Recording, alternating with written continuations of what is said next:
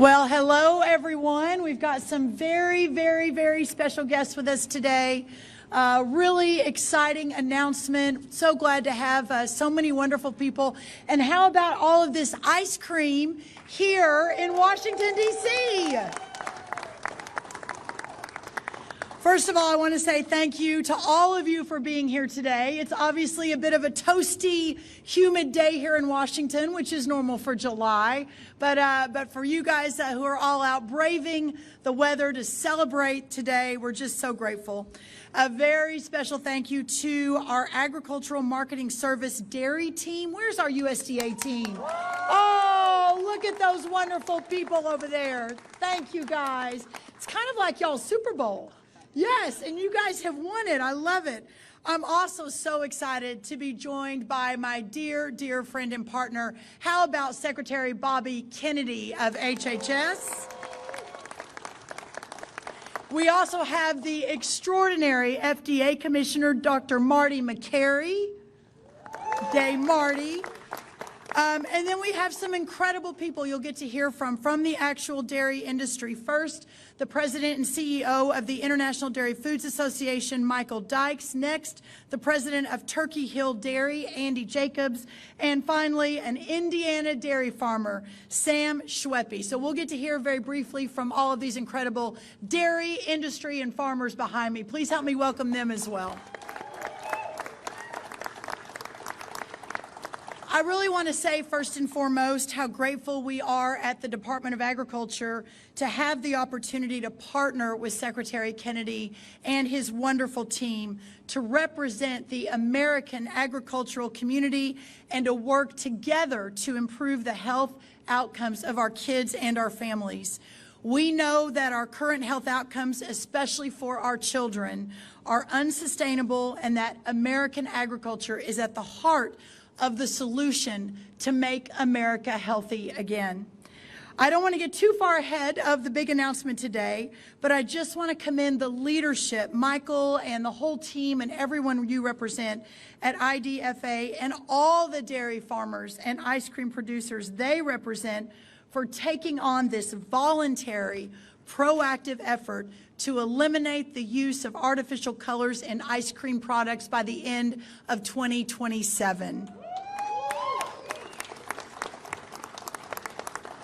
Because of this historic partnership between USDA and HHS, and I will say it is an unprecedented partnership, but also because of leadership of organizations like IDFA and again, all the farmers and producers they represent, we are driving meaningful change to make America healthy again.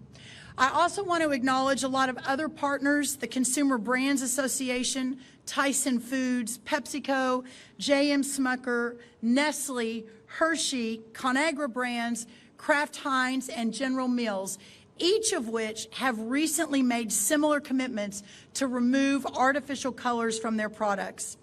Just last week, the Consumer Brands Association announced a voluntary commitment to encourage the makers of America's food and beverage products to remove certified food, drug, and cosmetic colors from products served in our schools by the start of next year's school year, 2026. The beauty of America is the role that private enterprise has always played, but will continue to play, and perhaps an even bigger role, in voluntarily shaping policies for the good of future generations. Dairy farmers represented by IDFA are certainly embracing that role, and we are just so grateful. At this time, I'd love to welcome to the podium, again, my partner in this very valid, righteous, and incredible effort. Please help me welcome Secretary Bobby Kennedy. Thank you, Brooke. I'm particularly happy to be here today because this is relevant to my favorite food, which is ice cream. And I want to, since we came in about 5.5 months ago and started talking about eliminating dyes and other bad chemicals from our food, we've had this extraordinary response from the industry. And Brooke just rattled off this inventory, this extraordinary inventory of national corporate food producers have all made commitments to remove food dyes from their food. And with this addition today of the dairymen and the dairy food producers, we now have about 35% of American food industry that has made commitments, and that's addition between 35 and 40%. And that is in addition to the 35% of the food industry that was already organic and healthy and chemical-free. Brooke and I have often talked about the fact that we can't make MAHA succeed without the partnership of the American farmer. And our job is to help them, to open the doors, to make sure that they have adequate resources in their supply chains, and that the approvals for new chemical-free dyes are happening very quickly. And I'm going to bring on Marty Makary in a moment, and he's going to make an amazing announcement that today FDA has approved a new blue vegetable dye, in addition to many of the other dyes that the 3 dyes that we've already rapidly approved over the past 2 months. So we are going to be there for the dairy industry. Well, I grew up in a world where milk was the healthiest thing that you could eat. There was been an attack on whole milk and cheese and yogurt over the past couple of decades, and Brooke and I, our agencies, are about to release new dietary guidelines in the next several months that will elevate those products to where they ought to be in terms of contributing to the health of our children. There's a tremendous amount of emerging science that talks about the need for more protein in our diet and more fats in our diet. And there's no industry that does that better than this industry. So I'm very grateful for this industry for stepping up, not only on this, but over the past 10 years, they've removed 60% of the sugar from milk products in school lunches. They've pledged to continue to reduce the amount of sugar in the food. But this step is an extraordinary step, and I'm very proud to be part of this partnership. I'm very, very grateful to the industry. There are many dairymen and women in the audience, and we met with them this morning, and it was an amazing meeting with amazing people. And we want to make it so that they're successful and that they can do what they want to do, which is to provide our children with the healthiest food possible. So now I want to introduce my friend and my colleague, Marty Makary, and I've already ruined his announcement.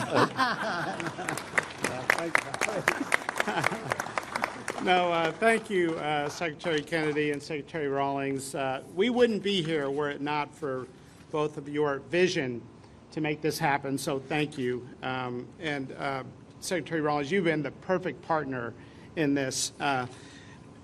When we first said we want to remove all 9 petroleum-based food dyes from the U.S. food supply and do it soon, the naysayers said it would not be possible. And here we are weeks later with an announcement that nearly 40% of food manufacturers have raised their hand to say, yes, we agree. There are no Democrat or Republican children in America. They are children. And so we can do this because we now have enough reason to be concerned about these petroleum-based food dyes. We don't need to wait for a 10-year randomized controlled trial. Parents are telling us that when a kid has abnormal behavior and they try reducing or eliminating petroleum-based food dyes, they have seen behavior improve. That is data. May not be a 10-year randomized controlled trial, but if we listen to parents, there are learnings there for the medical establishment. There are also randomized controlled trials also raising these health concerns with the petroleum-based food dyes. Now, we believe in options, so that means we want natural dyes to be available to food makers and ice cream makers. Normally, Every couple years, the FDA will spit out one natural food dye approval.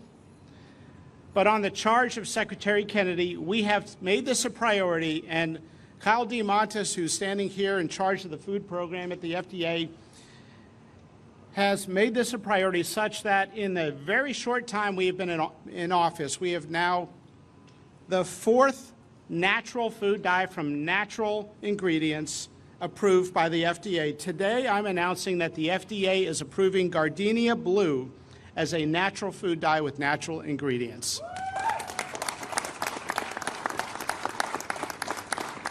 We believe in options, and we believe in incremental improvements in health. The sickness of American kids is not a willpower problem. It's not their fault. We can do things that will make the food supply healthier one step at a time. So with that, I just want to reemphasize that this is a renaissance moment in health in America, and part of that is rewriting the broken food and nutrition guidelines of the United States. No longer are we going to have a broken food pyramid and a continuation of a 70-year demonization of natural saturated fat that began with Dr. Ansel Keys. We are going to have dietary guidelines that are based on science, not based on medical dogma. So with that, I want to say thank you, and thanks for giving me a few minutes here. Thank you. That was beautiful. Thank you.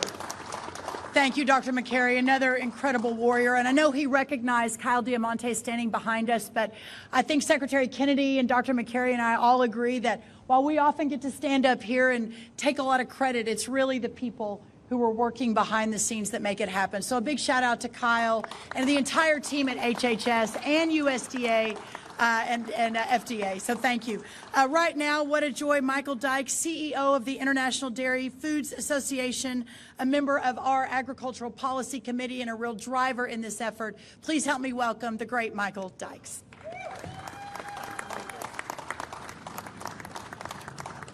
It is indeed a joy and a privilege to be here today. This is a great day for dairy, and it's a great day for Make America Healthy Again. I'm just overjoyed, to be honest with you. It's amazing. I want to thank Secretary Rollins, Secretary Kennedy for the opportunity to be here today to talk about the IDFA ice cream commitment, and to thank all the wonderful people. I see Dana Cole who put hours and hours into, as well as my team, in organizing this and planning this. So thank you so much. I also want to say a thank you to the dairy farmers who traveled from Michigan, Illinois, Idaho, and Indiana to be here with us today. Everything we do in dairy starts with the dairy farmer, from nutrition to delicious. Thank you. I know what it's like to be on a dairy farm. As a kid, having grown up milking cows, and as a dairy veterinarian, I've been there, I've seen it, I know your hard work, and I know your dedication. So thank you for all you do. This is a unique opportunity for IDFA. We represent the industry, the processing industry, and we're so happy with this voluntary, industry-led commitment to ensure that our products are on the right side of public policy and on consumer choice. Back in 2022, we made a similar commitment that we would maximize the amount of sugar in flavored milk in schools, and I'm pleased to say that in the last decade, we've reduced sugar 60% in American schools in flavored milk, which is the #1 product for children.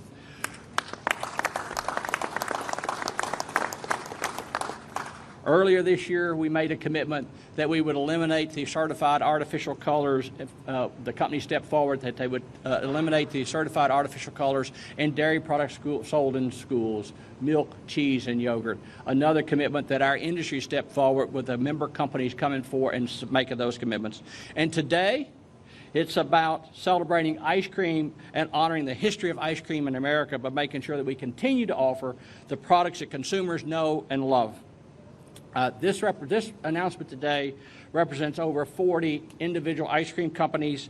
It's the single largest effort of its kind, and it's efforts like this that demonstrate how our dairy industry is different. Our dairy industry was built on families. Many of these processing industries, processing organizations started off on a single farm with a creamery, and years and years and generations later, they've grown into major companies. It is the dedication, it's the hard work, it's the commitment that our industry is committed to doing right and serving nutritious, healthy products to all. So on behalf of all of them, I am grateful to be here today. I'm grateful to our IDFA members, all of our ice cream companies, all of the dairy farmers, and to Secretary Rollins and Secretary Kennedy for being such staunch champions of dairy. Thank you. Thank you for being here. Well done. Well done. Thank you so much, Dr. Dykes. Next, Andy Jacobs, the CEO of Turkey Hill Dairy and chairman of the International Dairy Food Association's Ice Cream Board. After Andy finishes, we'll hear from a dairy farmer herself, Sam Schweppe from Indiana, who milks, I think, 95 cows. What a joy, Sam. You are the reason we're able to do all of this, you and whom you represent. And then we'll take questions from the press, just a few, and then we'll be scooping some ice cream. So with that, Andy, please join me at the podium. Thank you for being here.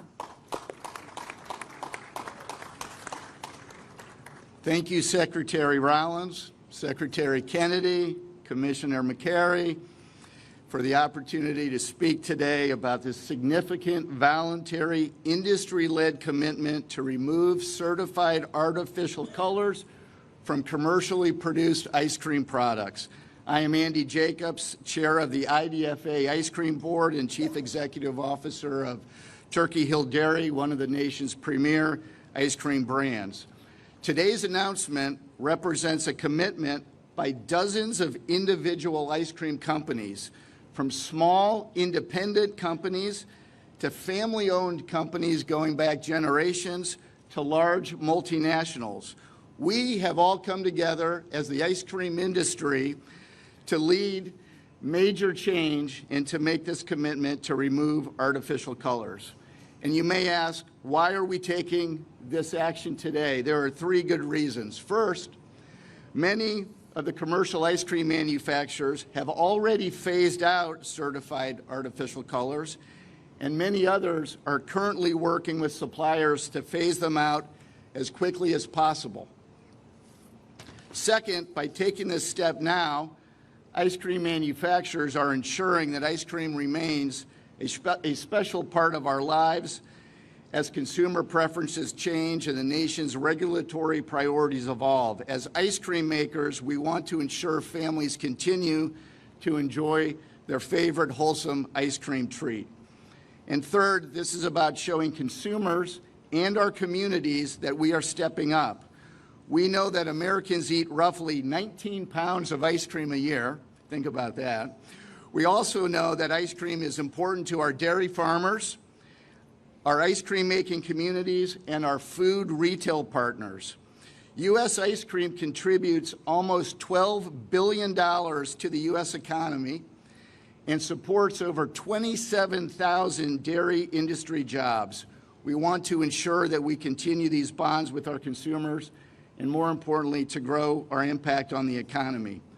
I will close by thanking the dozens of U.S. ice cream companies that have come together to lead this important industry initiative, and we will remove artificial colors from ice cream. Thank you very much. All right, Madam Farmer, Sam Schweppe, everyone please help me welcome her to the podium.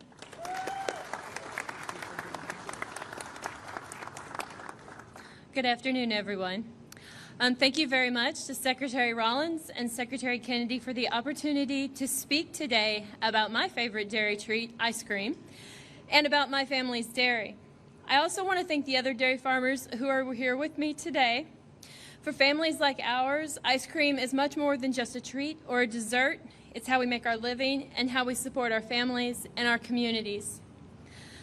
My name is Sam Schweppe, and my family owns and operates Schweppe Dairy, a fifth-generation dairy in Huntingburg, Indiana, where our family has been nourishing our community since 1874. We're part of the Prairie Farms Dairy Cooperative, where I serve on the board of directors alongside other farmer owners. With grown sons who do the daily operations on our farm, I also work off the farm for Fresh Connect Central, which is a social enterprise arm of Gleaners Food Bank in Indianapolis, and that is a member of the Feeding America network. I've lived on an operating dairy my entire life. And growing up, my parents were foster parents, and I personally observed the importance of good nutrition and the transformation it can make in a human being. I'll never forget one of my brothers arriving to our family at the age of 9 with gray hair, bald patches on his head, and skin flaking off of his body due to a lack of nutrition. After 1 month of regular meals, including the dense nutrition provided by whole milk and dairy products, and of course, our regular weekend ice cream parties, he transformed into a little freckle-faced, red-headed boy, and this memory is core to my mission to feed children. As identified by the Dietary Guidelines for Americans, milk contains many of the nutrients of public health concern, including calcium, vitamin D, and potassium, and of course protein. These nutrients are often underconsumed in the United States population, and they're linked to various health issues. It is essential we consume good, wholesome food products. That is what we're here to say today and to promise to America. Products containing real dairy are the most nutritious options, and even though ice cream is decadent and has calories, it sure beats the heck out of candy and soda pop for a sweet treat. Because ice cream is also packed with nutrients, and it's made from real wholesome milk, and it delivers a powerful nutrient package. So I'm just inviting everyone here, let's all join in the spirit and make sweet great again and enjoy some ice cream. I really appreciate you including the farmer's voice in today's events, and we at Prairie Farms are pleased to join this commitment along with dozens of other ice cream makers and dairy farmers across the United States of America. Thank you. Thank you, Sam. Okay, we'll take a couple of questions for any of us, but Secretary Kennedy and Dr. Makary and I are open to it, and then we'll scoop some ice cream. Any questions? Do you guys have any questions? Yes, ma'am. And please announce who you're with as well. Oh, sorry. Thank you. Oh, great. My name is Julie. I'm with NBC News, and I have a question. I know we're making America sweet again with this announcement. Dr. Oz said earlier that Medicaid will be there for the American people when they need help, but they have to stay healthy themselves. So do you believe in the suggestion that Americans on Medicaid should stay healthy? Does ice cream fall into that category? And then Secretary Kennedy, while I have you, what do you make of lawmakers' calls for you to declare measles a public health emergency? Thank you.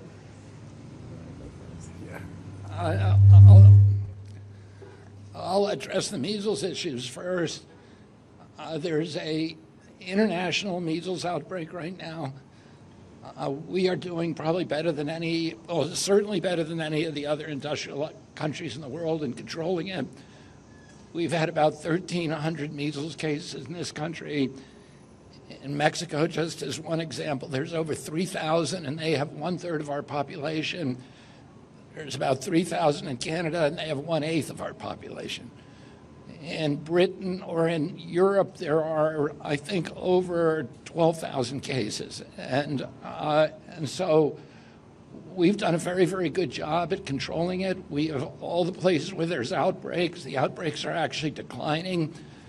We have CDC teams everywhere where governors have requested it. And we are also taking care of those populations that don't want to vaccinate. Most of the cases are unvaccinated Americans. There are some populations that do not want to vaccinate. We're making sure that there are protocols for treating people who actually get measles. So, you know, if in the individual states, if there are issues, we are there for them. But we don't at this point consider it a national emergency. What was your first question? Medicaid and health. Dr. Oz's comments earlier that Medicaid will be there for Americans when they need it, but Americans should also do their part to eat healthy, especially if they're getting Medicaid health services. Do you agree with that connection? And where does ice cream fall into that, especially with today's announcement? I don't think Dr. Oz ever intended to say that Medicaid health services should only be available to people who eat well. That's not, Medicaid is available to people who qualify for Medicaid, and it will continue to be so. President Trump has committed to preserving Medicaid for all those Americans who qualify for it. as well as Medicare. But, you know, you look at the landscapes, we have the highest healthcare costs of any country in the world, and we have the sickest population. And one of the reasons for that is the food that we're eating. And we know that many diabetes cases can lose more than half, can lose their diagnosis simply by changing their diet. And so this administration wants to encourage Americans to take control of their own health, to eat right, to have lifestyle changes that save us all, and that's the patriotic thing to do, not only for our country, but for for every individual American. It's a patriotic duty to keep ourselves healthy. And I'll very quickly answer that too. Medicaid is bankrupting almost every state. It's taking between 30, 40, 45, 50% of the state budgets, and has for a really long time. For those of us who come from state policy, we know this very, very well. But one of the focuses of myself and Secretary Kennedy is changes to the SNAP program, which y'all have been great at covering. But the fact that the #1 purchase of taxpayer dollars in the SNAP program, which that with a few other nutrition programs at USDA spends $405 million a day, when the #1 purchase item in there is sugary drinks and junk food, frankly, we have to make a change. So there is a lot wholesale across the government that we can do, but there's also a recognition that a lot of these communities that are part of the Medicaid program, they don't always have access to healthy food. So we have to do a better job through our nutrition programs, through our partnerships, et cetera, of ensuring that those communities have access to healthy foods that can make the choices that Dr. Oz, I believe, very articulately outlined. So on the back end, we have programs that are not bankrupting our government. Thank you for that question. And we've got one more question. Hi, Christina Peterson with Bloomberg. Both Secretary Kennedy and the FDA Commissioner mentioned saturated fats and evolving science on that. Could you expand a little bit on how your thinking has shifted, or how you believe the science has shifted? Look, since Ancel Keys in the 1960s decided to demonize saturated fat with a hypothesis that was supported with data that was incomplete and methodologically flawed in his 7-country study, the medical establishment started with a robust debate in the New England Journal of Medicine among academics of the National Academy. But that debate ended in the 1970s because there was groupthink. The medical establishment locked arms and walked off a cliff together, insisting that the reason for heart disease in the United States was that people were not eating skim milk and no-fat and low-fat foods, ignoring the roles of refined carbohydrates and so many other things that drive general body inflammation, which is the precursor of fat deposition in the arteries. Well, that dogma still lives large, and you see remnants of it in the food guidelines that we are now revising. So we're going to ensure that the new guidelines are based on science and not medical dogma. Thank you for that question. All right, y'all. Secretary Kennedy and I are now going to scoop some ice cream. Apparently his favorite is mint chocolate chip, minus the green food dye. And mine is just regular chocolate chip. So we're going to scoop some ice cream. Thank you all for being here with us today. We really, really appreciate it. Many more exciting announcements to come. Thank you all.